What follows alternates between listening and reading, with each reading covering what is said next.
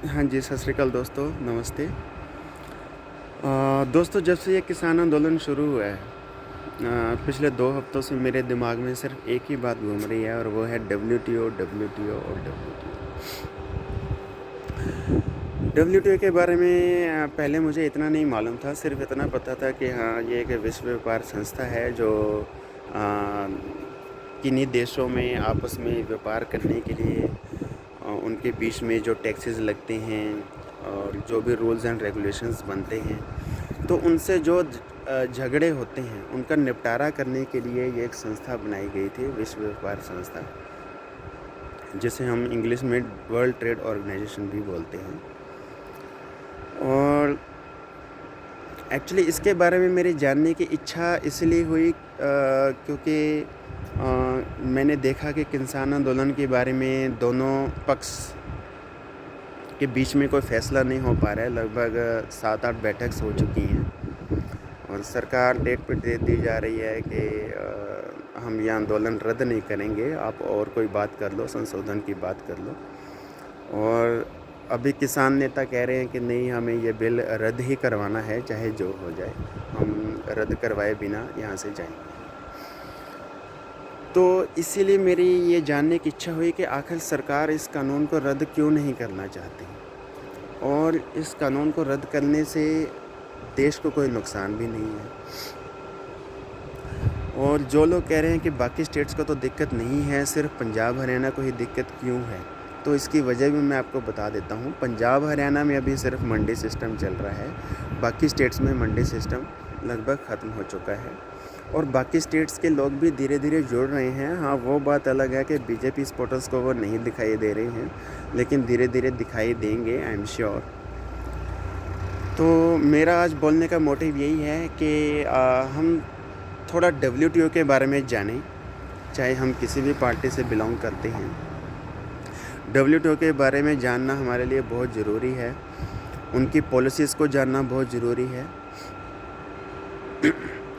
WTO का पुराना नाम गैट करार था और डब्ल्यूटीओ की शुरुआत 1994 से हुई है। भारत ने 1994 में इसमें साइन किए थे।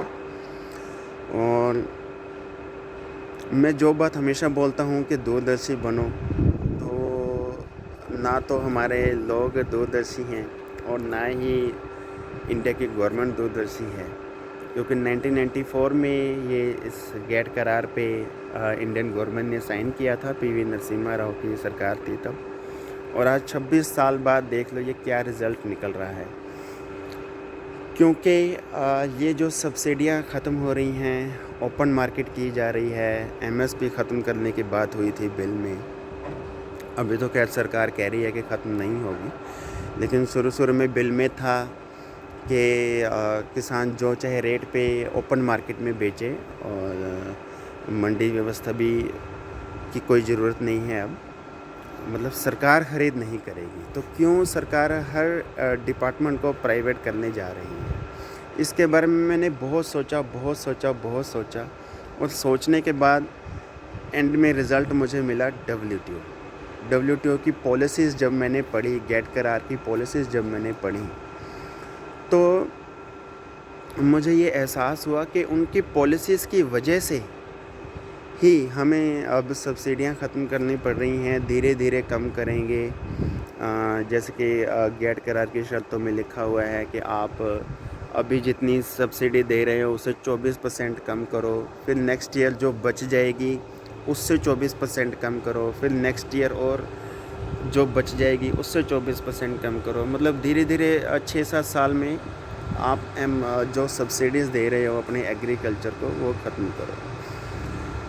और डब्ल्यूटीओ की पॉलिसीज़ का जो इफ़ेक्ट है इंडियन इकोनॉमी में, वो ऐसा नहीं है कि सिर्फ कृषि पर ही नहीं है, वो ऑल ट्रेड्स में भी है। जैसे कि इसमें एक चैप्टर है टेक्सटाइल के रिलेटेड, जिस फील्ड में मैं हूँ, गारमेंट इंडस्ट्री में। लेकिन कृषि में ज़्यादा इफ़ेक्ट है। वो कैसे है वो हम अपनी आगे अगली वीडियोज़ में बात करेंगे। अभी मैं आपको डब्ल्यूटीओ के बारे में थोड़ा सा विस्तार में बता देता हूँ कि डब्ल्यूटीओ की शुरुआत 1994 में हुई है और इससे पहले इसका नाम डंकल प्रस्ताव था, जो कि 1986 में रखा गया अमेरिका और यूरोप के देशों में। और इससे पहले इसका नाम सिर्फ गेट करार था। गेट करार की जो शुरुआत है, इसकी शुरुआत तब से हुई है जब से भारत आज़ाद हुआ है, यानी कि 1947 में इसकी शुरुआत हुई थी और 1948 में ये लागू हो गया था। और भारत शुरू से ही इसका मेंबर रहा है। इसको स्टार्ट लगभग 23 कंट्रीज़ ने किया था और धीरे धीरे इसमें और देश शामिल होते गए। 15-20 साल बाद 35 देश और शामिल हो गए। आज की डेट में पूरे विश्व के 126 देश WTO के मेंबर हैं। और जो गेट करार है, ये एक अंग्रेज़ी का शब्द है, GATT, यानी कि general agreements on trade and tariffs, यानी कि अंतर्राष्ट्रीय देशों में जो भी व्यापार होता है एक्सपोर्ट इंपोर्ट का, उसके ऊपर कितना टैक्स लगता है, क्या क्वांटिटेटिव रिस्ट्रिक्शंस हैं, उनको लेके जो झगड़े उत्पन्न होते हैं, तो उसके लिए एक विश्व व्यापार संस्था बनाई गई है ताकि इन झगड़ों का आपस में निपटारा किया जाए। और गेट करार के बारे में डिटेल से जानने के लिए मैं चाहूँगा दोस्तों कि आप सबसे पहले गेट करार को पढ़ें। मेरे पास गेट करार की जनरल टेक्स्ट की PDF है, लगभग 100 पेजेस की है। किसी को चाहिए हो तो मुझसे कांटेक्ट करें, मैं उसको भेज दूंगा। मैं चाहूँगा कि आप सबसे पहले गेट करार को पढ़ें, उसके बाद ही आपको समझ में लगेगा कि मैं कहना क्या चाहता हूँ और WTO की पॉलिसीज़ क्या हैं। जो ओरिजिनल ड्राफ्ट है WTO का गेट करार का, वो लगभग 550 पेजेस का है और इसमें 28 चैप्टर्स हैं और इसमें करीब 2000 के लगभग शर्तें हैं। और इन शर्तों को अगर आप ध्यान से पढ़ोगे तो आपको समझ में आ जाएगी कि अमेरिका और यूरोप के देशों की पॉलिसी क्या है, वो पॉलिसी उन्होंने कैसे बनाई, उनको क्यों ज़रूरत पड़ी, गेट की क्यों ज़रूरत पड़ी, इसके बारे में मैं सबसे पहले बात करना चाहूँगा। 1939 से 1945 तक सेकेंड वर्ल्ड वार होता है, जिसमें यूरोप के देश लगभग हिस्सा लेते हैं। और इसमें मित्र देश जो ब्रिटेन के साथ थे, उन देशों को मित्र देश कहा जाता है, और जो जर्मनी के साथ थे उन देशों को शत्रु देश कहा जाता है। तो सेकेंड वर्ल्ड वार 1945 में ख़त्म होता है, लेकिन इन 6 सालों में लगभग 4 से 5 करोड़ लोग मारे जाते हैं। और इन 6 सालों में यूरोप ने अपनी पूरी इकोनॉमी हथियारों ख़रीदने में, हथियारों को यूज़ करने में, युद्ध लड़ने में खर्च कर दी। और 1945 ख़त्म होते तो ऐसी हालत थी, ख़ासकर फ्रांस और जर्मनी की, कि वहाँ पर तो भुखमरी पैदा हो गई थी। इंडस्ट्रीज़ लगभग बंद हो गई थी, क्योंकि जब युद्ध हो रहा है तो उसका इफ़ेक्ट इकोनॉमीज़ पे तो पड़ता ही है। तो यूरोप के देशों की इकोनॉमी बिल्कुल ख़त्म हो चुकी थी। तो इसलिए उन्होंने आपस में बैठ के ये समझौता किया, क्योंकि वो युद्ध के परिणाम देख चुके थे कि क्या होते हैं। तो इसलिए उन्होंने आपस में बैठ के ये समझौता किया कि आगे से हम आपस में लड़ेंगे नहीं, आगे से हम आपस में लड़ेंगे नहीं, और अपने उत्पादन को ज़्यादा से ज़्यादा बढ़ाएंगे और अपने उत्पादन को ज़्यादा से ज़्यादा एशिया और अफ्रीका की मंडीज़ में बेचेंगे। तो इसी के लिए उन्होंने गेट करार की एक संस्था बनाई, ताकि दूसरे देशों से व्यापार करने में इजी रहे, जो झगड़े उत्पन्न होते हैं उनका निपटारा हो सके। और आप देख लेना दोस्तों कि 1945 से लेकर आज तक लगभग 350 से ज़्यादा युद्ध हो चुके हैं, लेकिन यूरोप के देशों ने आपस में कभी कोई युद्ध नहीं किया है, क्योंकि उन्होंने समझौता किया हुआ है कि आज के बाद हम आपस में बिल्कुल नहीं लड़ेंगे। और इसीलिए ये गेट की संस्था की शुरुआत हुई है 1948 में। और इसके अलावा 1986 में एक डंकल प्रस्ताव रखा गया। वो क्यों रखा गया इसका भी मैं थोड़ा आपको विस्तार में से बता देता हूँ।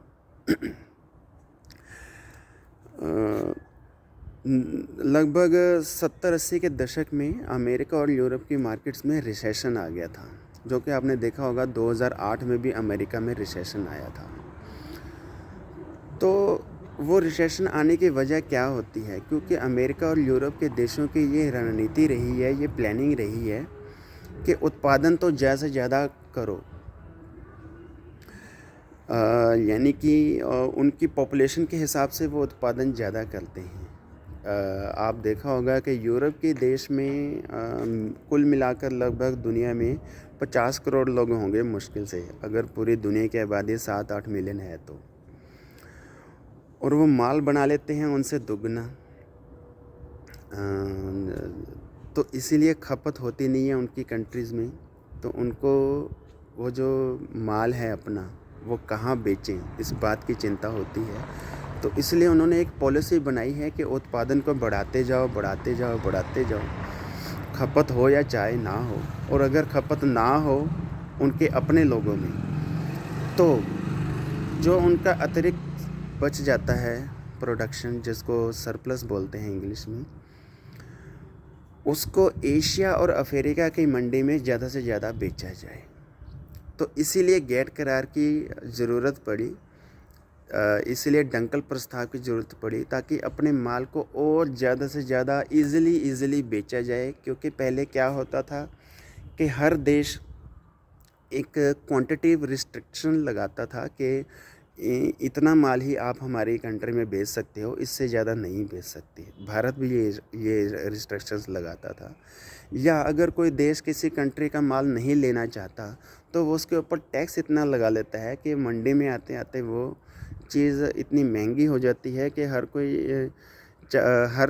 नागरिक सोचता है, या भारत का नागरिक भी सोचता है कि मैं अपने देश की चीज़ पहले लूँ जो सस्ती पड़ रही है, तो मैं विदेशी क्यों ख़रीदूँ। जैसे कि विदेशी संतरा भी भारत के मार्केट में आता है, लेकिन लोग सोचते हैं कि जब हमें देसी संतरा ही सस्ता पड़ रहा है तो हम विदेशी संतरा क्यों लें।